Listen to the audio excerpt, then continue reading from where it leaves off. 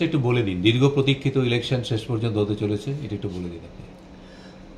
আমাদের আজকে বিজ্ঞপ্তি প্রকাশিত হয়েছে এবং একই সঙ্গে আমাদের 415 জনের যে রাজ্য নির্বাচক মণ্ডলী তাদের তালিকাও প্রকাশিত হয়েছে। আগামীকাল রাজ্য সভাপতি এবং কেন্দ্রীয় নির্বাচক মণ্ডলীর জন্য মনোনয়ন পেশের সময় রয়েছে, মনোনয়নপত্র পেশ হবে। আর আগামী 3 তারিখ 3রা জুলাই নির্বাচন যদি প্রয়োজন হয় এবং একই সঙ্গে গণনা এবং ঘোষণা।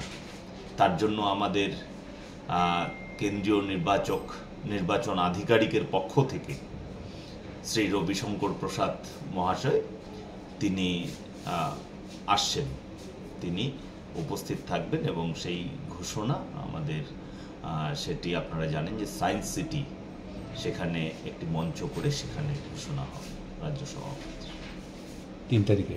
3 তারিখ। কে মনোনয়নপত্র জমা দিচ্ছেন?